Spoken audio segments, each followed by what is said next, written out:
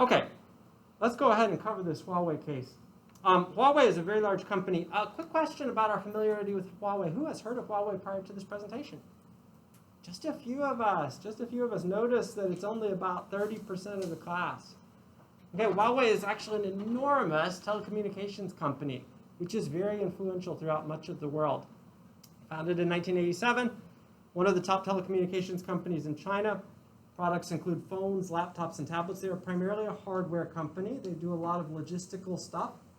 The company also has an ambition to enter esports, that massive growing esports arena, which every tech company is salivating over these days. Here's the CEO, Ren Zhengfei, former People's Liberation Army engineer, very wealthy. He maintains very close ties to the CCP, the Chinese Communist Party. And this company in general is seen as a company with very close ties to the Chinese Communist Party. Okay, there are goods and bads to that. I'll talk about them in just a minute. His daughter, I know I'm butchering these names. Daniel will probably tell me how. Meng Wanzhou, I'm going to say. Okay, the CFO of Huawei has been in the news a whole lot in the last couple years. She has been detained in Canada and is the subject of an international controversy. On one side, the United States is pressuring Canada to deport her to the United States because of a variety of different allegations, mostly having to do with surveillance and spying, espionage. And because China, on the other side, is pressuring Canada to release her and not to deport her to the United States, because she is, of course, someone with very close ties to the government in China. And so she continues to be detained, as far as I know, in Vancouver, I believe, and is the continued subject of international controversy. Huawei's headquarters are in Guangzhou, just across from Hong Kong. They operate in more than 170 countries. They have 180,000 plus employees, so this is a gigantic company. They are privately owned, but as I mentioned, they have very close ties to the government in China. This is basically China's top telecommunications tech company. This is a company that is seen as really, really important for China's future. Okay, and they're a very innovative company, although as we'll see in a minute, they've been accused of a lot of spying and ripping off from other companies as well. Let's look at a quick product comparison. This is too small for you guys to see, but their standard phone compares in size and functionality to other stalwarts in the smartphone world, Samsung Galaxy, iPhone XS. In fact, if you look at global smartphone market percentages, Huawei is second in market share.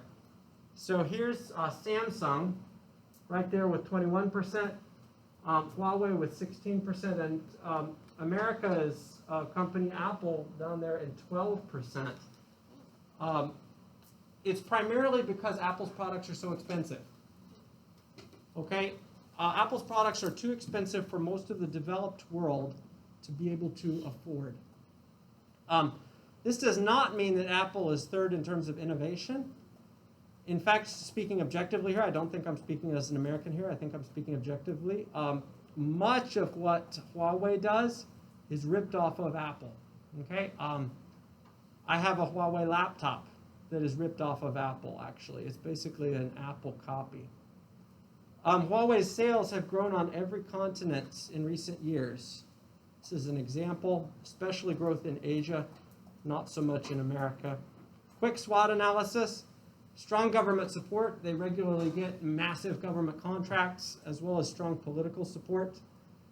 New markets are opening. That's an opportunities, and they're facing various market lawsuits. That's a threat. Why are they facing lawsuits? Well, we'll talk about that in a minute. One last comment on the company's details. Huawei is increasingly interested in the esports world, especially the mobile division, which is what everybody's getting into these days. Okay, let's talk about the problems that this company has faced. The big issue with Huawei has always been surveillance. Okay, there have been cases, for instance, involving China hacking into other countries' classified documents and systems. Huawei is frequently involved in these cases. One case, the United Kingdom defense firm BAE Systems, they were hacked by China, that is by Huawei acting as a Chinese company, and stole about 264 billion of F-35 jet data was stolen. Sorry about the typo. Okay, of course, the Chinese government and Huawei deny the allegations of hacking of and spying on other countries' classified secrets and trades. A bunch of Western-style countries, the United States, Australia, New Zealand, European countries, they've all banned Huawei from providing equipment for their networks, the fear being that Huawei will build into their logistical network build-outs various forms of surveillance that will hack into the data of the citizens of those countries. Huawei has also been involved in the theft of trade secrets from Apple, as mentioned. They have stolen Apple Watch software, iPhone system software, and more. How do they do this? Well, they have workers inside Apple who steal the tech. So they have moles operating inside Apple. Okay, Apple doesn't always do the best background checks on their engineers. And many of these engineers get bought for very high prices from other companies, including especially Huawei. They, in fact, have an explicit rewards program for their employees for hacking and stealing information. A lot of American companies practice corporate espionage. Okay, and doing so is something that they are punished for in the United States legal system. But I'm not aware of any American companies that have an explicit rewards program for their employees to hack and steal information from other companies. Okay, that's a kind of a new level of things. Now, Huawei has denied the allegations of stealing Apple's trade secrets, of course. Also, I should mention, it's not just Apple. There are other trade secrets that they've stolen from other American telecommunications companies. This is all played out against the backdrop of increasing tensions between the United States and China. What do I mean by that? Well, the President of the United States, for the last 4 years, up until just this last month or two, of course, started a trade war with China. Okay, you can say what you want about his motives there. Maybe he was playing to his base and wanted to start a war with a trade war with a common enemy, so that his base would be more fired up.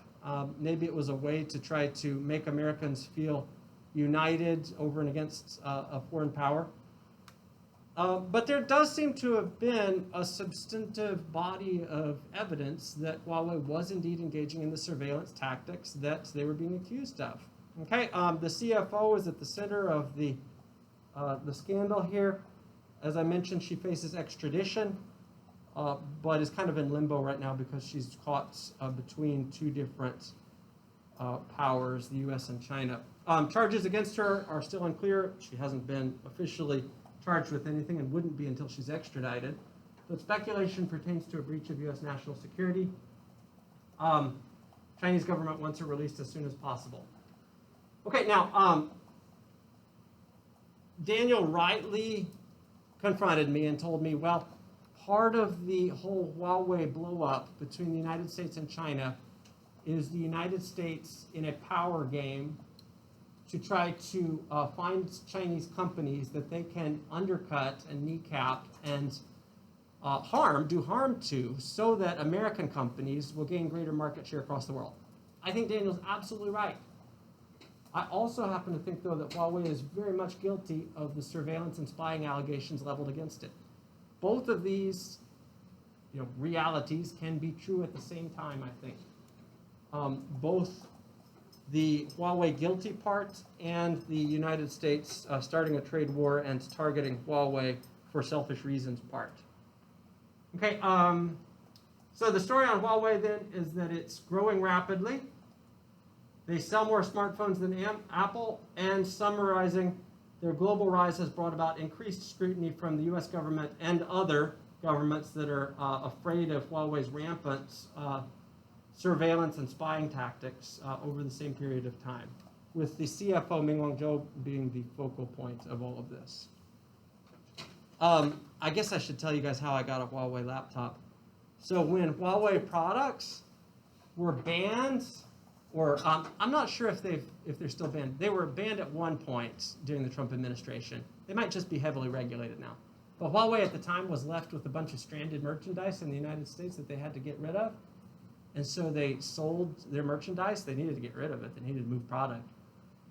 They sold their merchandise for a fraction of what it was actually worth. And so, I found a laptop that was actually for about $2,500. I found it for $600.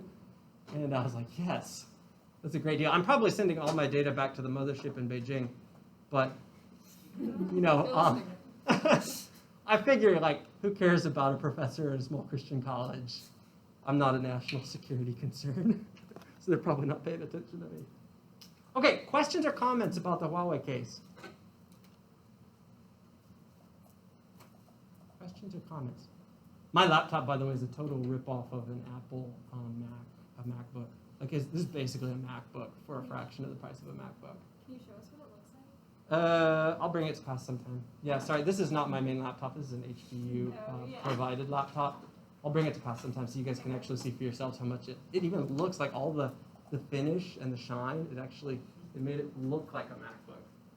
So it's supposed to be just basically a copy because Apple has gotten so good at identifying what kinds of products and setups consumers like.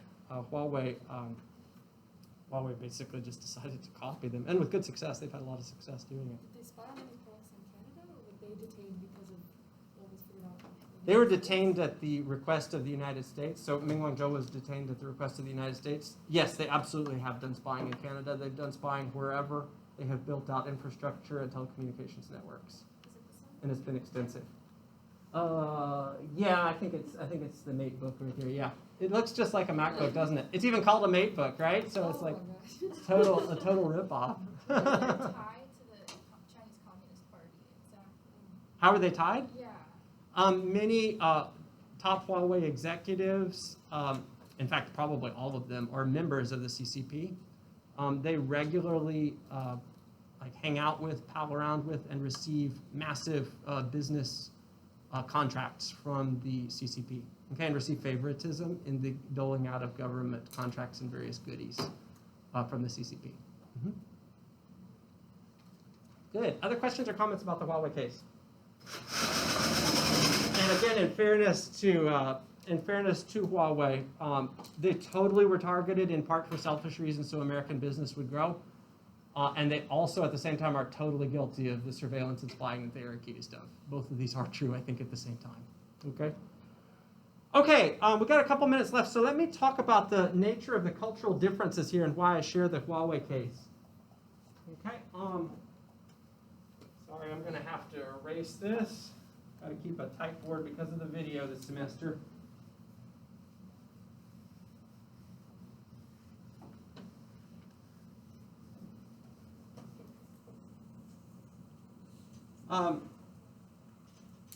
So in this country, we have strong copyright laws. By copyright laws, I mean laws preserving and protecting intellectual property, okay, and also physical property. The labor of your hands, if it's an innovation that you successfully get patented, is protected for you legally for a certain period of time. If you're a drug company that innovates and comes up with a novel drug line, we have legal mechanisms in place preserving and protecting your revenue stream for a particular period of time. So no other company can rip off your drug or copy your drug, I guess I should say, and provide a generic for a fraction of the cost. Okay, and this copyright protection, intellectual and physical property for innovations, is an important part of the American business climate and has been for a long period of time. Okay, for good reasons. Think with me for just a minute. What are a couple reasons, I'll put a couple up here, why we might have strong copyright laws in the United States? Why would we have such laws? Why do we have a tradition in our country of protecting innovations so strongly and giving innovators exclusive rights to certain kinds of financial gains as a result of their innovations? The same way you don't want someone stealing your house, or let's say you farm something and stealing your profit and what you've done. You don't want someone stealing your intellectual property and profiting from your labor. Good, okay. So one argument, these are actually similar to the arguments we just looked at for executive pay. One argument is the just reward argument. This is the deontological argument in favor of copyright law. Someone who innovates who comes up with new stuff, creative stuff, better ways of doing a certain thing, okay, is justly due protections, according to this argument. It is the deontological based right thing to do. Okay, and the second argument is, again, similar to the executive pay argument, proper incentives.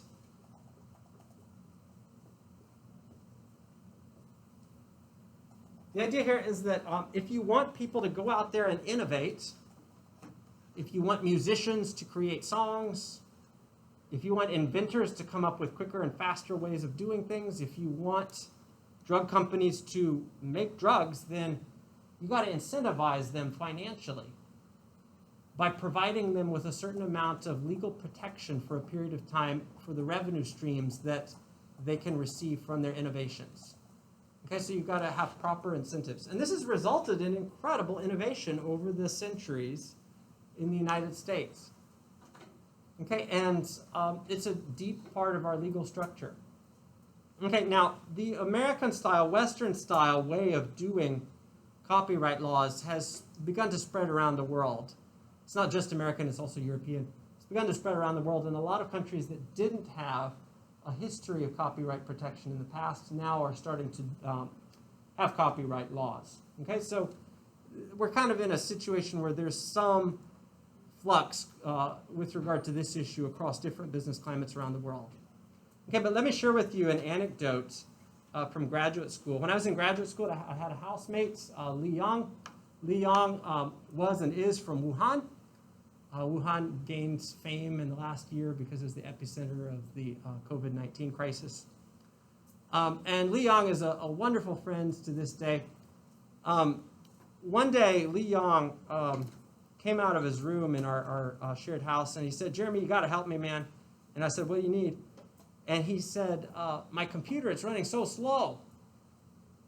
So I said, "All right, well, let me take a look." And I've got some computer know-how, not as much as some of you guys do, but I know a few things. And so I did an inspection with some security analysis, and I found like 10 or 12 Trojans on his computer, right? So I looked at him and I said, "Li Yang, what websites have you been visiting?" And he said, "Oh, everyone in China does it. We all do it in China." I said, "Do what?" And so he's going to these pirated movie sites, right? And he just downloads the pirated movie so he doesn't have to pay for the movie and just watches the pirated movie, okay? Now, there's actually, we talk about cross-cultural pollination. Those kinds of practices in China are increasingly popular in the United States with regard to music, okay? Although not with regard to movies. But with regard to music, it's increasingly popular. Although it's getting more popular on YouTube for people just to upload random stuff. Okay, so anyway, Li Yang then went on to explain to me, in China we have a very different view about copyright than they do in America. Okay, now this has changed somewhat, right? So it's not necessarily as much the case now. This is mostly due to a Confucian history that has a deep and venerable set of teachings about appropriate care for all persons in society, etc. Okay, and that Confucian history is subsiding somewhat now. Okay, but Li Yang said, the way we see it, as soon as something is created, it should go into the public domain. It ought not to be protected for certain persons over and against others. Okay, and I said, why? And Li Yang said, well, copyright law actually harms certain groups. Okay, think about it for a second with me. Who might it harm? Well, if you're a drug company and you invent a drug that, an innovative, fabulous, fascinating new way of treating a particular disease, okay, and then you realize, we can make a mint off of this, you're probably going to charge very high prices for that drug. And certain demographic groups are not going to benefit from the innovation, including especially impoverished peoples. Okay, so copyright law does not help the impoverished. They would be much more helped if other companies could just make generic drugs right away. And there could be an open market style competition right away for particular drug lines. Okay, and Li Yang said, look, in China we have reasons for doing things differently than they do in America. And he went on, to explain more or less what I just said. Okay, I think this is a great example of differences in cultural opinions about certain kinds of practices. Okay, I don't know if all the surveillance and spying that Huawei has done over the years is a function of differences in Chinese moral culture with American moral culture. I'm not that familiar with the deep intricacies of Chinese moral culture. Okay, there are other people, in our class who are much more familiar with it than I am. But I suspect that it has something to do with it. And I suspect that the idea that stuff should all be shared right away or pretty quickly after innovation has something to do with Huawei's constant surveillance practices. Now, do American companies surveillance spy as well? Absolutely. They get punished for doing so. Often they get away with it. Okay. Why do they do so? They do so as to beat the competition. Okay, so as to figure out what the competition is doing and so as to beat the competition. Is Huawei doing it so as to beat the competition for American-style reasons? Yes, that's got to be part of the reason why they're doing it. Are they also doing it, though, because they have a looser view of copyright in the cultural tradition from which their company has originated? I'm sure that's a part of it as well. I'm sure that both of those are contributing to the surveillance practices that Huawei has. My own view on the copyright issue, I guess this isn't surprising. I think it's good to have strong copyright laws. I think it leads to incredible innovation. And I think ultimately the poor do get helped, although not right away, because when those drug lines do become available for the general public, the poor do get helped by them. Okay, and I'm sorry that it doesn't happen right away, but I think that it's good for cultures to have legal protections in place for innovators so that the innovation will take place. Quite frankly, unfortunately, the reality is that innovation often doesn't happen unless there's a monetary incentive. Okay, my wife's parents are missionaries in Africa, West Africa, in Liberia. They work with orphans there from the AIDS crisis, okay, and from the civil wars that have happened in Liberia. And they have had Ebola outbreaks over there, over the years. Now, Ebola has primarily been an African thing for a number of years, right? It's terrible, terrible disease. Until this most recent Ebola crisis, in spite of a lot of Ebola crises prior to this most recent one a couple years ago, there were no Western companies working on drugs to combat Ebola, although it turned out not to be that difficult, and there are a lot of drugs that could be used to target Ebola, okay? But no Western companies were doing it. The Western companies were interested in innovating and targeting Ebola. You know why? I know this sounds terrible, but it's the reality. Because there wasn't money in it for them. Because it would go to help people in Congo and Liberia and not to help Americans or Europeans. And that's a terrible thing, but it's the reality. Okay, and quite honestly, if you look at what American drug companies have been innovating and creating, it's the kinds of stuff that solves the problems for Americans and Europeans, right? Viagra, okay? Similar kinds of stuff gets prioritized because of the money. Totally because of the money. Okay, so money does definitely lead to innovation. Now, God be praised, Western drug companies got shamed into working on Ebola, and now there's a lot of help for the people in my in-laws' orphan communities and others who have suffered from Ebola, right? So God be praised for that. But a system that can harness the monetary incentives is a system that can ride some very powerful forces to general prosperity and success.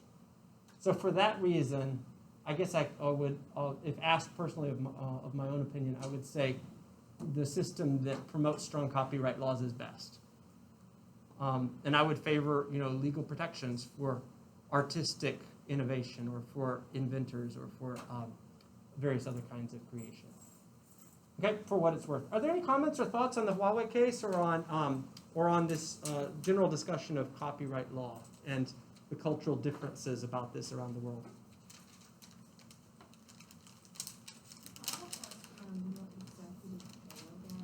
Yeah, Sohi. Okay, you got to talk really loudly, girl. I can't hear you through your mask.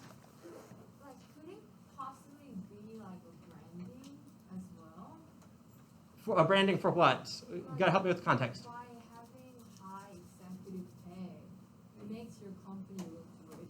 Oh yeah, I'm sure that plays a part. I think you're absolutely right. Yeah. If Elon Musk is the most highly paid exec when you count his stock options, he passed Tim Cook this last year. He's the most highly paid exec in the world. There are a lot of news articles that will carry that story and make the company, give the company free publicity, et cetera. I'm sure that plays a role in it. It probably all plays a role, for sure. Good. Anybody else? Thank you so much for your attention today. It's good to see you all. I will be talking about the exam later this week. There are some things about the exam